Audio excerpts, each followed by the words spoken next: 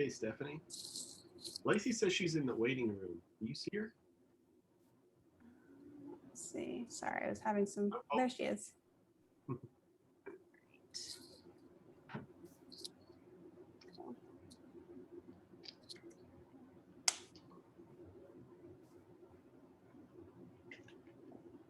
All right, this is Ben. I jumped on because Lacey sent me notes because she was able to get in. So I'm going to jump off here in a little bit. So hi, Stephanie.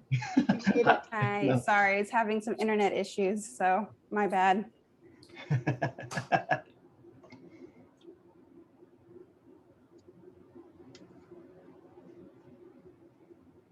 Anyone know how to change your name? It has my daughter's name and not mine.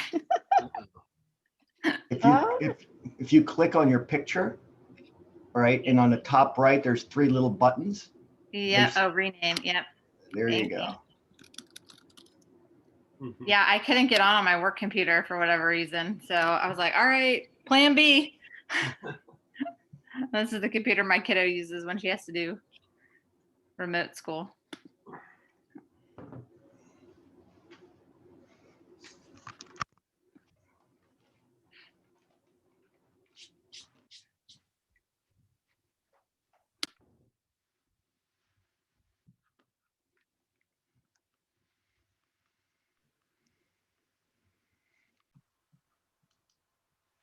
Awesome. Well, I think because it's 5 after, we can get started. I can start with an introduction. So my name is Lacey Picasso. I'm the principal of Zoco Design. We're a digital product and experience design studio. And Andrew? Yeah, hi. I'm a creative director at Zoco. So representing with Lacey and excited to have you all here today. So welcome. Thanks for joining us this early in the morning. Yeah, we appreciate it. We're the co-host this spring for the Products for People talk show. Our focus is on how the problems of people inspire great products, how understanding the human experience informs and improves the future of technology. So if you know Andrew and I, you're probably not shocked to see that we're going to be putting a spotlight on some amazing practitioners of human-centered design throughout the series, because that's totally our jam. But these people aren't necessarily designers. We'll be joined by innovators and change makers, data scientists and educators, all who marry human insights with their ambitions for technology to solve for the common good and create a better future. So some ambitious people on this call this morning. Today, we're going to be joined by corporate innovation leaders in banking, higher ed, and healthcare. But if you come back in May, then we'll be talking about data science and machine learning to predict future behaviors with some folks from Nationwide, SafeLight, and Singularity University. Again, as I've already mentioned, Products for People won't stop this spring. I put an email form in the chat if you would like those updates. But today, let's focus on today. It's a real good one. Andrew, you want to tell us about it? Yeah, so as Lacey mentioned, human-centered design is at the heart of what we do. As individuals, we have a personal drive to just make meaningful impact on the industries that are integral in our lives, in our day-to-day lives. It's true across everyone at Zoco, and as designers, we believe in the power of human-centered design. So, and using it to solve some of the biggest challenges that our population, that our people, and that our industry face. From the healthcare that we access to keep our families healthy, to the banking services that we rely on to help us manage and maintain our financial stability. We've worked firsthand on a lot of these initiatives, but today we're really excited to be joined by 3 great guests. They're going to be sharing their unique perspective on the customer's role in corporate innovation. Each one of them is passionate champion for design thinking at massive organizations in Columbus. So Huntington Bank, OhioHealth, and the Ohio State University. Before we dive into our conversation, I'd love to give them the opportunity to say hi. So kick it over to Kourtney. Start with you. Just tell us who you are, what your role is, and what organization you're with. Sure. I'm Kourtney Dewald. I work at Huntington. I'm the Customer Experience Innovation Director there. And what I focus on is bringing new digital tools to life that really help people where money and life intersect. Sara? Hi, everyone. I'm Sara Soldoff. I lead product and user experience for OhioHealth. And really for us, it's about changing the healthcare experience to make it actually something that is easy, simple, and affordable and accessible. And yeah, I mean, it's a struggle every day, but we're doing it. And Paul. Hey, good morning. Thanks for joining. My name is Paul Reeder. I'm the executive director at the Center for New Strategies at Ohio State. Even though I'm a designer by education, I really think of myself more as a innovation facilitator, and I like to use the word process designer because to me it's all about understanding different processes that get us to new models. And design is one. Human-centric design is important, but there's all sorts of unique processes that we can put together. So this is why I like these sessions. Wahoo!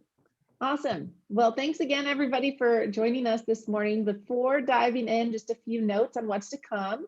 To start, you can ask questions in the chat throughout. We want this to be interactive. So if you have some thoughts, or even if you just want to give a reaction, if somebody says something that really resonates with you and you want to give them a little cheers, please feel free. We would love to feed off of that energy of your faces. And we see lots of people on camera this morning. So thank you, because I know it's early and we appreciate seeing your smiling faces.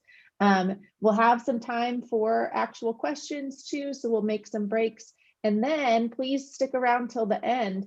At the very end, we're going to do breakout rooms so that you could be placed with some folks that you hopefully haven't met before, so that you can network and meet some new people like you would if this was a in real life event, but even better if you're an introvert, because you don't have to do that awkward walk up to a group you don't know thing and say, hey, I'm Lacey, can I talk to you too?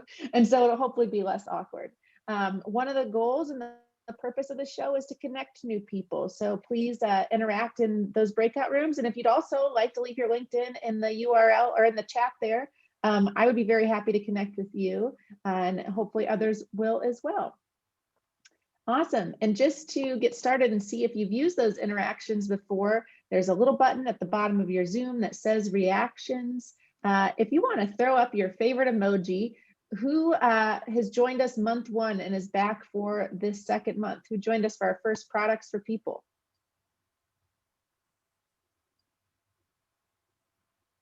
I know I've seen some of you before. Let's see some of those.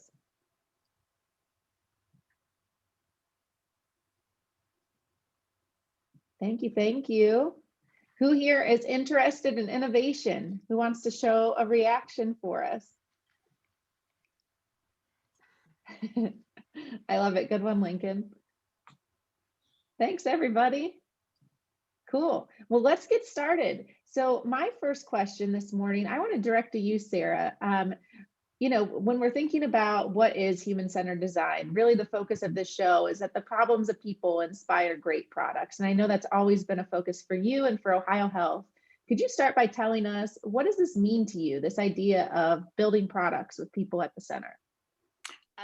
Well, I hate to be Captain Obvious, you know, at 8 o'clock in the morning, or maybe it's a good thing, but it really means putting the problems that people have at the center of what you do. And so for us at OhioHealth, what we find is, well, two things. Number one, I was in a training once and they called it Nihito, right? It's nothing important happens in the office. And so you got to get out of the office and you got to go sit at the elbow with your customer. And so for us, our customers are not only patients and consumers, but also our providers and also our operations folks. And so what we've found is that when you go and you talk to them and you're sitting with them when they're doing their work, and you can start to see that friction, the places, as we've journey mapped our entire life, right? I'm sure everyone on the phone has done that in some way, shape, or form. But what we're finding is that the places with the most value for us are the places that intersect with the patient, the provider, and operations. And so when we see those points of intersection, those are going to be really important nuggets for us to really dive into. And those are the problems that we probably want to solve first. I love that. Sara, has this evolved at OhioHealth over time? Like when you first started there, how has the thinking around CX as an important element of what you do, how have you had to advocate or change that within the culture at OhioHealth, or has it always been great?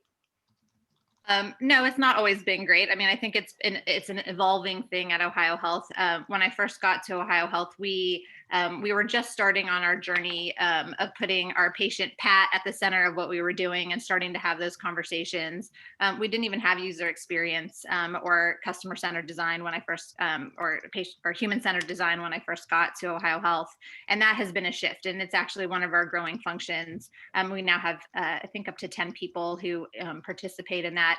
But really, the change for us is we call it our UX army, or that it's really starting to get ingrained, right? It can't just be the 10 people who sit on my team. This has to be a cultural shift and a cultural change, and really starting to think about things differently. And so the organization itself is also starting to take on that as we start to grow and we start to evolve. I mean, at the end of the day, there are lots of choices when it comes to healthcare, especially as new players enter the market to disrupt. And, we have to make sure that we're giving the people what they want, or they'll choose somebody else. Kourtney, I wonder, as a follow-up, as Sara mentioned, they're competing with lots of different perspectives and lots of different audiences. And so I imagine within Huntington and in a large corporation like that, you're not just balancing the needs of the customer, right? You're factoring all the internal audiences, the stakeholders, when you're making decisions. But given this, how do you keep your core audience, the customer, at the heart of all the decision making? It's hard because, Huntington, a bank, is a big institutional company. We're very risk averse. And so, we often think about what does our balance sheet look like in the next year, rather than what does our company look like in the next 5 years. And so it is really hard to balance that, but we've been able to do some great things over the past couple of years. And really it's about leading the cross-functional team and getting everybody aligned. So first, I would say make sure everyone's aligned on the company's mission. At Huntington, at the root of everything we do is looking out for people. So I keep reminding everyone that, we can't just do that by, building new banking products. We have to think about the experience with the customer in the middle of it. And so then when we're innovating, make sure your project continues to align back to that North Star and keep everybody within those rails. And then second, just like Sara said, it's making connections to the consumer. So grounding everyone in the research, that elbow to elbow, bringing people in for that, having them sit there and watch, hear what people say and where those unmet needs are. And then creating the roadmaps and the personas to really humanize what we're trying to do. And that puts your leaders and people who might not, feel the same as our mass market customers who are out there, it really puts them in their shoes. And then I'd say third, make sure to set that vision for what does it look like in 3 to 5 years from now? What does the bank look like? What's the landscape going to look like? And then think about not what happens if you do this, but what happens if you don't do this, and just continue to push forward that way.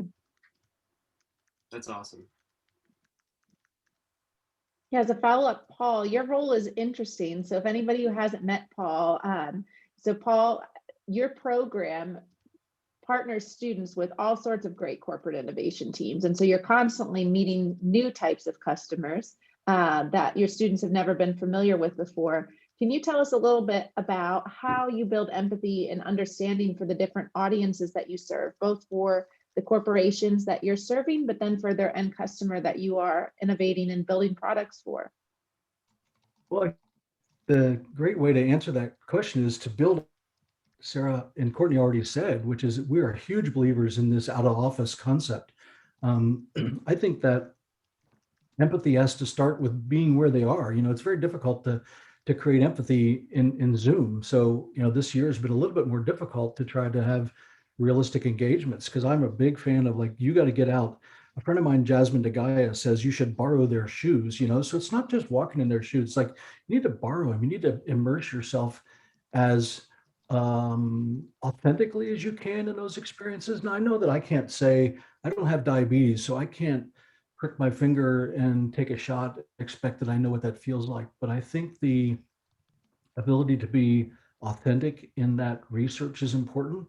And partly I think that when on it too, which is that we push really hard with our students to just listen and ask deeper questions. We don't do surveys. We do personal interviews, because to me, even if you're on the phone, your ability to react and dig deeper and dig deeper and dig deeper is how you begin to really uncover empathy, because you're not going to get a good reaction the first time. You need to find a connection with somebody able to get in there.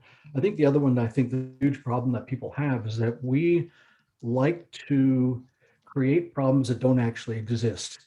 And so, and again, both Sara and Kourtney nailed it, which is you have to go in there and just say, I don't have an agenda. I have to listen and I have to find the problem. If it's not the one that I align with, so be it, man. Find out how they solved it, find out where that problem is, and you have to dig in and really listen. I love that. And asking questions more from a frame of storytelling and asking the why. So when you're working with students and training them how to do this, Paul, I love the point you brought up at the end, is that like, don't go in with a preconception that we know what the problem is or that we know what this person's going to say. How do you help coach your students to find what the right problem is to solve and how to get to those golden nuggets? Well, I mean, we really drive them through multiple iterations of this. Sounds like a design thinking process, right? Multiple iterations of their scripting questions. And I don't want to seem to say that sounds like we're creating, a rote process, but you have to be very specific to take out, right? How do we not lead that question? How do we leave it open-ended? And so partly it's really just a process of through their questions with them. We also have them practice with family and friends. These are students who most of the time have never really, they've been on their phones. So put them in front of somebody, especially somebody who's not in their peer group, go talk to someone about, retirement planning. And that's a whole different game for a 20-year-old.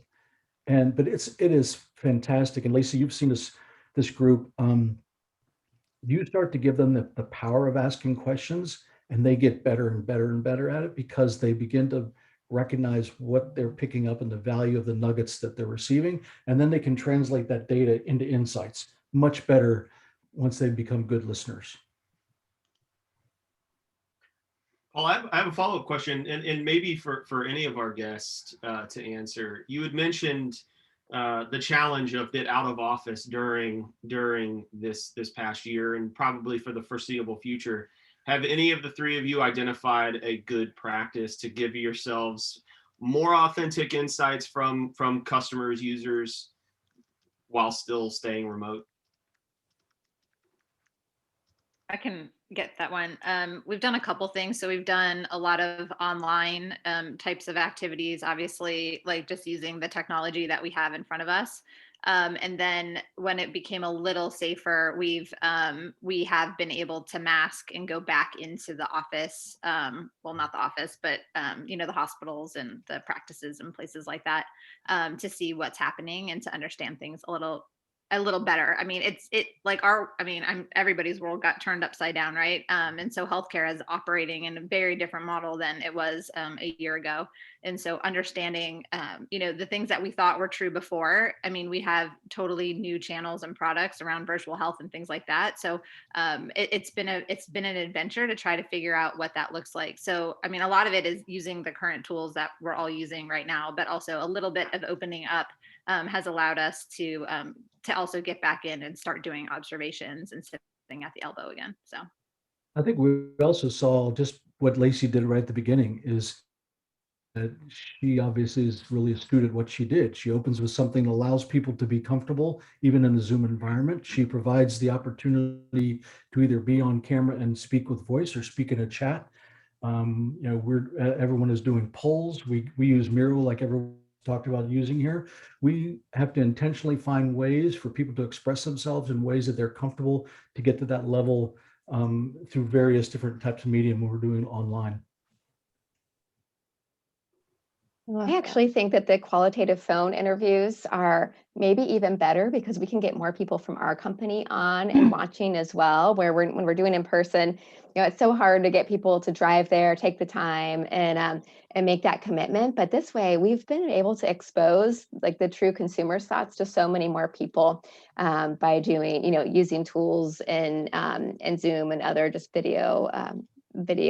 But I think that it's really like the qualitative interviews is still getting to the, like letting the person be themselves and opening up, but having everybody at the company here has really helped. I love that, Kourtney. Andrew and I have experienced that and firsthand in the last year too, where it's been like we're facilitating interviews and can have the client listening in and being a part of that firsthand very easily. And there have actually been a couple instances where it's like, I don't think if they weren't there, they might have believed what the customer said because it was so unaligned with what they assumed was happening or what they were feeling in the journey. But hearing it firsthand, it was like just like kind of a moment, like we're doing this in a completely different way than what they need.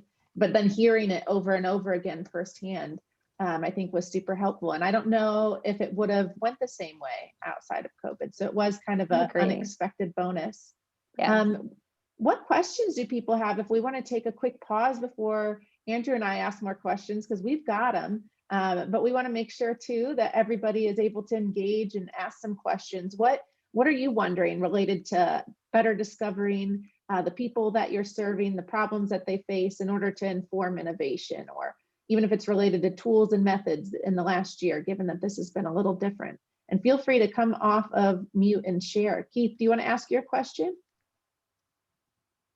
Sure, I'll volunteer myself on that. This was kind of pointed at Sara. Hi, Sara. One of the biggest customer experience problems to solve right now is getting everybody vaccinated. And I can say I had my OhioHealth customer experience. It's been really impressive. I'm not just giving you lip service, but everything from seeing things in the app to actually showing up at a facility and watching, in the time that I was there, like 60 or more people go through the process. There's lots of information design, lots of wayfinding. I was just curious if that was like an all hands on deck human-centered design, because it's digital, physical, kind of hits all aspects of experience design. I don't know if that was question, or just kind of I would definitely say it. All of COVID at OhioHealth has been omni-channel and ever present and all hands on deck, right? And so we've gone through stages. So the beginning of COVID was really around virtual health and how do you move an entire organization, right? Like there was a market for virtual health overnight, essentially, is what happened, right? We had to save PPE. We had to make sure that our frontline was safe. We had to make sure that our customers and our patients were able to get the care they needed in safe environments and keep them safe as well. And so, that was kind of the first part of the COVID journey for us, we did work in 3 weeks as an organization that probably would have taken us 2 years to do. And so the amount to get 1,000 providers onto virtual health in a very short amount of time was just amazing to watch. And that takes an all hands on deck, as you mentioned, Keith, from operations to technology to user experience and everybody else to make sure that happens. And then on the other hand, so we've gone through waves and you see what happens. And then the vaccine was like the next kind of big thing that started to happen. And there were a lot of challenges with that because the requirements, if you will, kept changing, right? So the governor every Tuesday would come out with something new. And so we would have to then scramble to work a new system, to build something new. There was so much doubt and flexibility. Hindsight's always 2020. I think if we went back, we'd probably do a lot of things differently. But at the same time, we have put a lot of focus and energy as an organization into the vaccine process and making it as smooth as possible, and understanding it from that customer perspective. And so, how do we think about what starts to happen next with drive-through clinics and other things as we continue to move down that path. But it's definitely been from a very, consumer-centric and human-centered design perspective. So thanks for asking. I'm glad it was a good experience, by the way. It was, yeah. When you hear stories from other folks and having to go wait, hours or more in a large queue, or go to a small town pharmacy in a rural Ohio to try to, sneak in that path. I was like, the notification showed up in the app. I scheduled it through it. I drove downtown near the hospital, walked in, got right in, sat down, walked out. They came, wheeled a laptop over and said, "Hey, let's get your second one set up." And I walked away after like 10 minutes. I was like, whoa, that's not the same experience I think that a lot of friends and family members had had. So I just thought about all of the touch points that you all have had to deal with. Thank you. Love that, Keith. And I think it's like top of mind for all of us right now, right? If there's an experience that any of us are considering, like finance, healthcare, education, the three of you are in the thick of it as far as experiences that have changed a lot in the last year. I see, Jeff, you have a question. Would love to hear it firsthand. Yeah, sure. Don't mean to pick on Sara and ignore Paul and Kourtney, but spent a lot of time in healthcare, and I think we all, as consumers of healthcare, can say that it's got a long, long way to go from a customer experience point of view. Having said that, with so many problems to tackle, how do you prioritize and figure out which ones to tackle first? I think it actually goes back to what I talked about at the beginning. So as we've, journey mapped where the problems are, what we find is that when you solve for one group, you solve for many typically, right? And so in some cases, if you're solving for the patient, it also means that you also have to solve something that's happening for the clinician at the same time. And so those places where the overlap starts to happen are like the most important because, so for example, we were working on something around throughput. And what we were finding was that that there wasn't a single view of the customer for our clinicians in order to help move them through the hospital. And so we worked on a product in order to bring that to life. And so what we found was, this communication point and that single view from both the patient's perspective and the clinician's perspective was the thing that was missing. And so when we solved for that, it was like the biggest part of it. And we've actually been able to really improve we call it length of stay at the hospital. So it's how quickly we can get people moving through the system while also providing really high quality care. And so that work has, been beneficial for not only the patient, because you're not sitting in the emergency department for 24 hours, right? Like waiting for a bed to become available.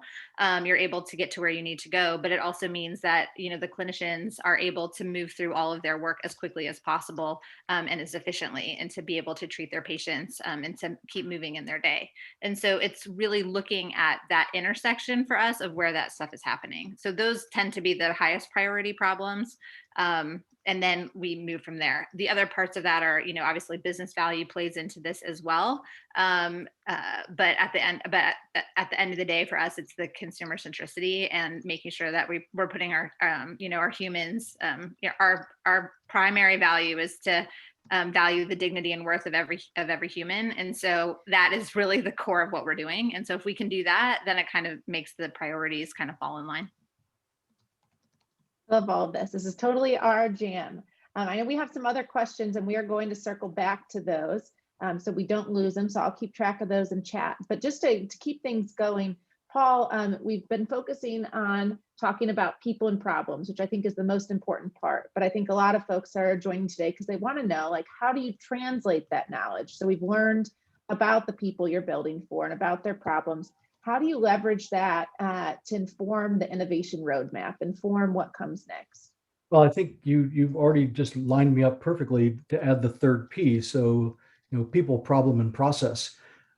I think that so many people are surprised when I talk about the importance of discipline through your process, because I think too oftentimes people believe that innovation is this sort of fuzzy run around in our Converse and just act creatively. And I think that there is an importance of being creative when you're setting up the process to understand how to first get at the right problem and then how to address the problem. So to me, that element of process and being disciplined in your execution, because we can talk about the importance of the circular, right? So that's a big tenet of the design thinking of let's create this circular process of iteration and test.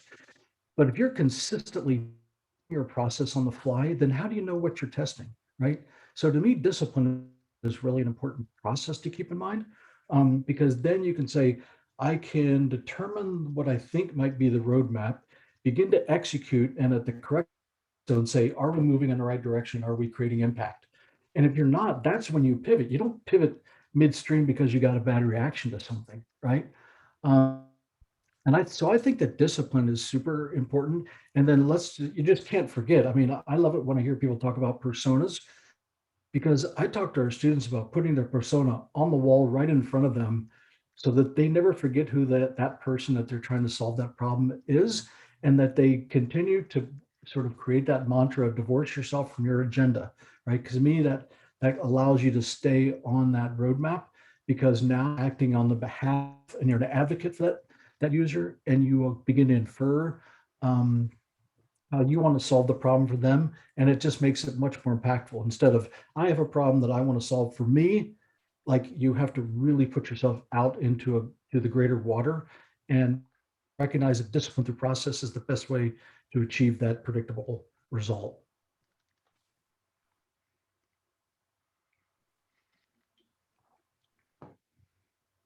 That makes sense? No, I hear just a blank and a bunch of blank places. Oh, what did he just say? Definitely makes No, that sense. was It was great. just so good. We're Yeah. just like, oh, this dumbstruck. We're like, oh, Oh, this is you are great. so Soaking it all in. kind. That's awesome. It looks like we lost Sara. Hopefully she'll jump back on shortly. But I have a question for Kourtney. Could you tell us a little bit about how you've been building concepts with the customer at the center? I know you're always building new things. What are some of your recent favorite ventures? Yes, I'd love to talk about one. And I was actually thinking about how Paul ended his talk. So I was listening, where, you can't just build it for us, but you have to build it for the consumer. And so I want to talk about Money Scout, which is our savings tool. And if you think about it from a bank's perspective, if like maybe in years past, they would think about just how do we get more money into deposits? How do we get people to bring more money over to savings? But the way we really thought about it is, okay, why do people have trouble saving? We know, it's common knowledge that a lot of people have trouble saving. And so I'll talk about the tool first. So in 2020, we launched Money Scout, which is a tool that understands your account balance and then your upcoming spend and income. So then it finds small amounts that we can move over to savings for you automatically. So it's all personalized. It's all based on what's happening with you. And then you can watch that savings add up. You don't have to interact with it at all once you start it. And so really it came from that nugget that we knew people needed help saving. But what we heard a lot is just that, like, I don't have any money to save. And so this rang true, especially during the pandemic, for so many people. And so we knew that this had to be automatic. It can't just be some type of guidance or asking or a one-time thing. We wanted to help change behavior and find money for people. And so, so then we went out, and we were finding technology, for a risk-averse company to use technology to automatically move money into savings. It was kind of a big feat, but again, we knew we needed to do this in order to help people. So what surprised us, though, is that the end result wasn't just that people saw money adding up. It was that they actually changed behavior. When they could see that they did have money that could move over to savings, they wanted to change their behavior. They're like, I want to save more. I want to spend less. Maybe, that's where my McDonald's coffee Ben was talking about. That's where my money went, was into savings, because I skipped it that day and I used my milk frother at home. And so really it was just enlightening, and it made us happy to see, like, we're actually changing these behaviors over time. This is so different from, banking as usual or banking in the past, where we're just trying to move money into savings. So it's creating habits and creating tools that really work in people's lives. That's so I love that. And what important timing for it, given the last year Definitely. too, right? Where people are looking at every penny and where it goes. Oh, that's so great. Sara, I know that you're back on. So if this works, it looks like tech is good. Tell us a little bit more about, like, what is your vision for the future and what innovation can enable in healthcare? What opportunities do you see within your work, and what makes you light up and get excited?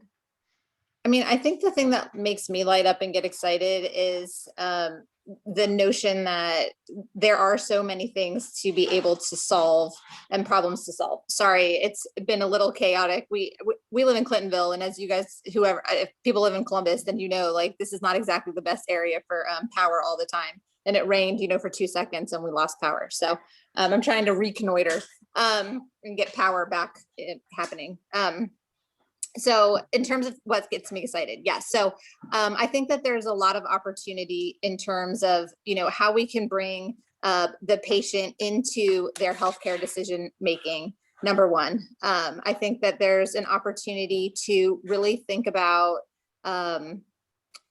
what does the hospital of the future look like, right? That's enabled, that is taking into consideration all of the data and information that are inputs that we know about the patient, that have, predictive AI models built around them in order to improve that experience. And then really starting to think about, what does the wellness side of healthcare look like more?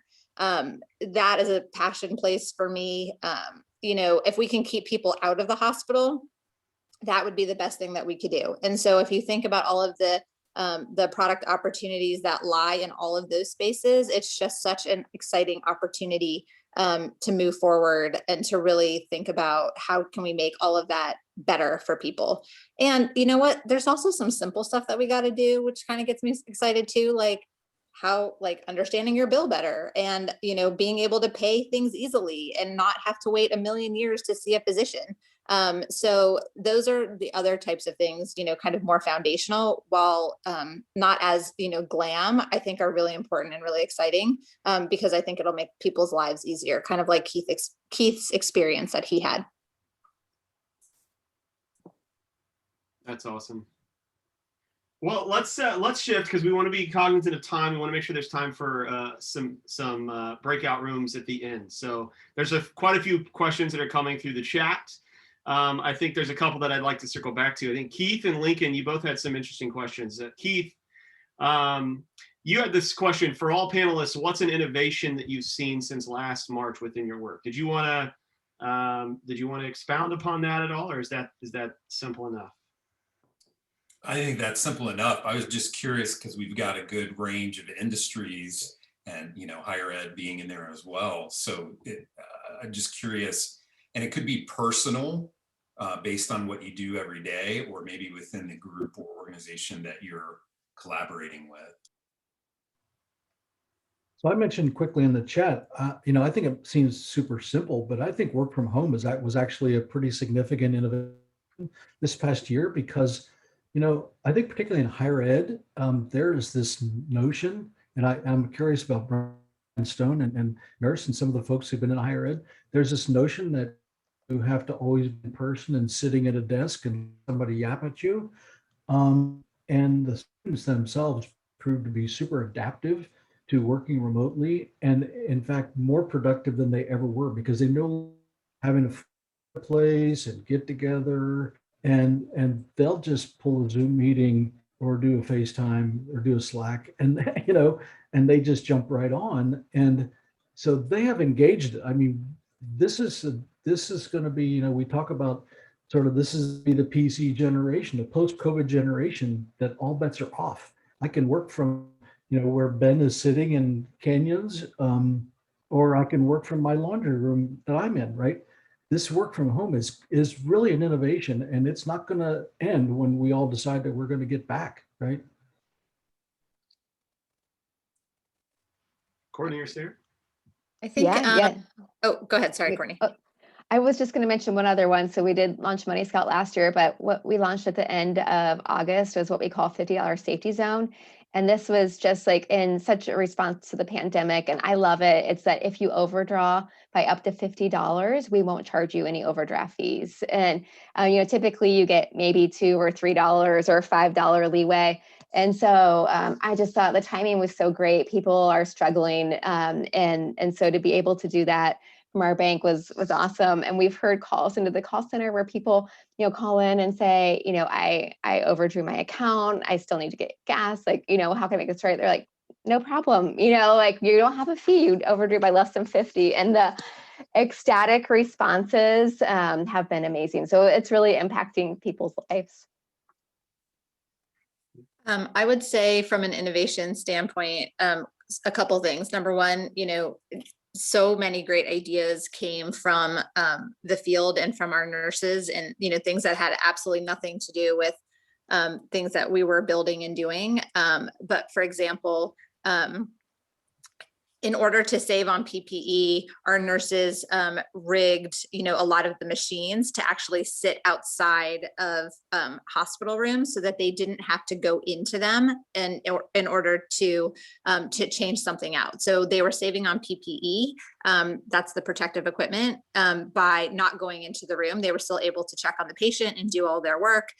So things like long tubing and long, extension cords and things like that, while it doesn't seem like, that's so innovative, like the amount of things that they did and that helped change, the course of what was happening in the hospitals was pretty amazing. We also had one of our physicians has a husband who works at Patel, and they were talking about the PPE crisis at the beginning. And they were like, well, why can't we find a way to clean them?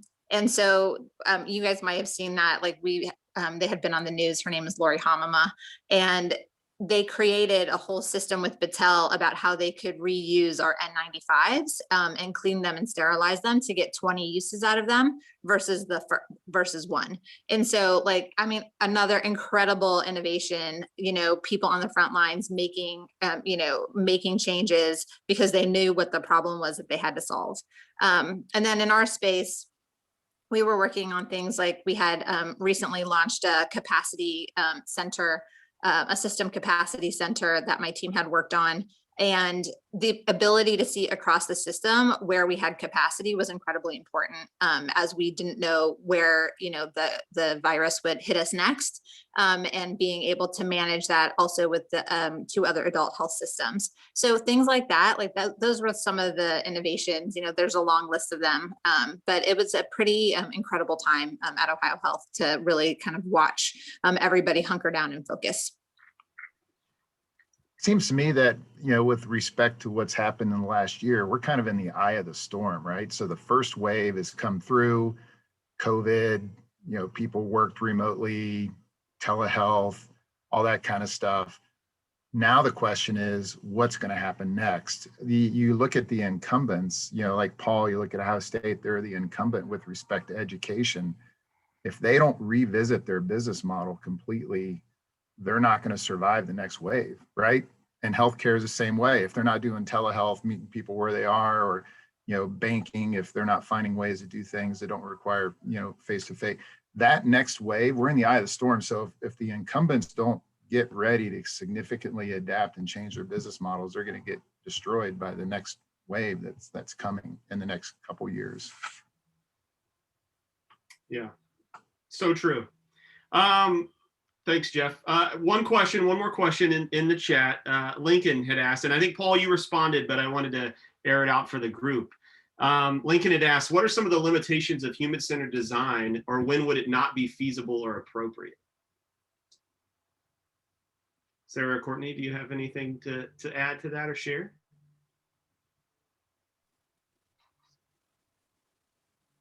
I was listening for Paul's answer. Yeah. I think it depends on who's doing it. I actually think that all areas, like Sara said, we're trying to infuse human-centered design and thinking into all areas of the bank. And so I just think that the way that people think about it now is that it sits within marketing or design or innovation, and that's just not the case. I think even in our IT processes and our back end systems, they can be putting the colleague at the center of those things too. So there's always, I think in those cases, there's a way to, to put the human at the center, no matter what job you have in our bank and corporation. I agree with Kourtney. I mean, I think sometimes people get confused with, understanding the problem versus the solution. I'm not going and asking the people who I'm talking to what the solution should be. My team and the engineering team and the people who do that every day should be doing the solve, right? But I need to understand, and the organization needs to understand what the problem is. Mm-hmm. And so I think that there's always a time to understand what people are going through, because it just makes it stronger. So I think that, to me, I think sometimes people get confused as to say well, the customer didn't tell me what I need to do. And I'm like, well, of course not. You have to go figure that out, right? You got to take those insights and make something from it. But at the end of the day, if you don't ask, then you won't know, and you could be solving the wrong problem completely. That is one of my favorite points, like just thinking about problem finding before problem solving. I think as humans, we all want to jump into like, what's the shiny thing? What do we want to build? What do we want to make? But thinking about like, what is the problem and what is the right problem to focus on is so important. Like you wouldn't go under surgery before you knew what it was you were looking to fix. That would be pretty crazy. So just because I realized that we have about 10 minutes left, wanted to start to wrap up, I'm going to post that email sign up one more time in the chat, but please stand by because in just a moment, we are going to jump into breakout rooms. First, Stephanie, if you don't mind launching that poll, we have a quick, very brief poll we would love for you all to take just to give us an understanding of where we can improve or what has went great today. So yeah, we get your quick feedback. So I will give you a moment to fill that out. Does everybody see a poll? Perfect.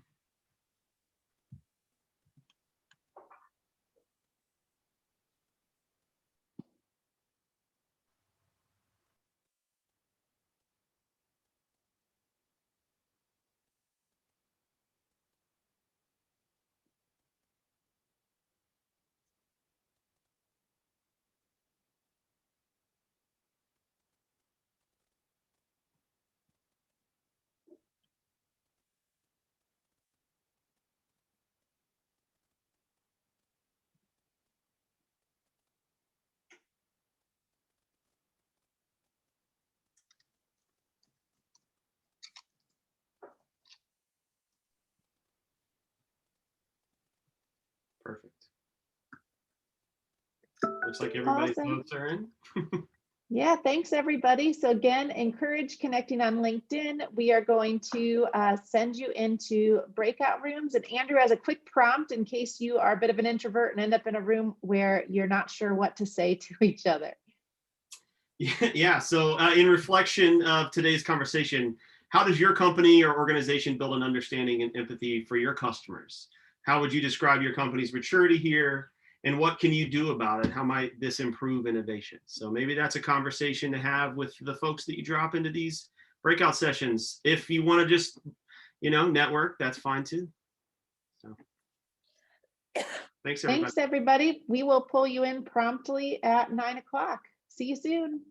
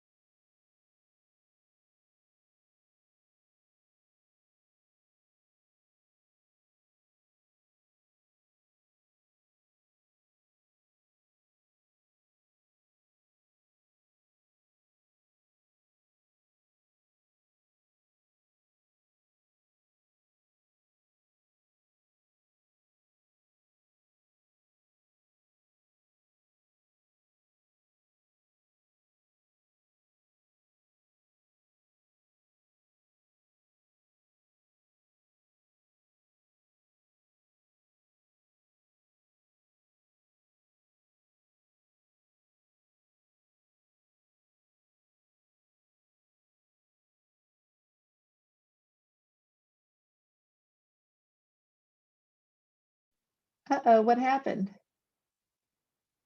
I don't know. I see two of you now. Well, maybe.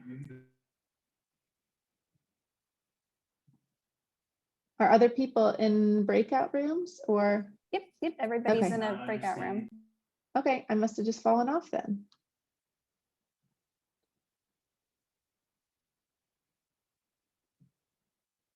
Do you have a prompt to go to one, Lacey? Or because there's two of you. So let's see. I'm not sure. I clicked to join breakout room and then it closed Zoom. I'm not sure what happened. Do you want me to send you off to a room or?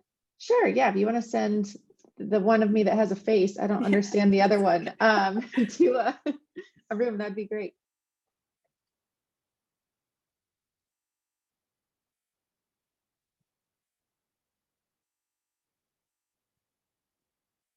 I see like the option to join it, but for whatever, oh, so here's Lacey unassigned. Here we go.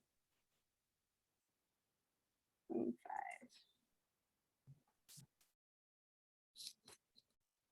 Did it give it to you? Oh, she got it. Good work. Thanks, Maddie. You're a lifesaver. I'll have to give you a shout out in the Slack channel. I'm glad I was able to join this time. Oh. And sorry if yeah, I don't know what happened. I logged into the either. producer for a second, but I logged immediately out as soon as I saw you were in here, and then I'm no longer in that account. I'm clearly on mine, Yeah, logged in and yeah. out twice. So I don't Totally know that believe you.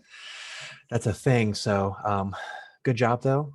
Looks like everything is accounted for. I've got to go. I've got to go take the kid to school, so I'm gonna drop Cool. off. Yeah, no problem. Thanks Cool so much for beans. your help. You betcha. Bye. Bye.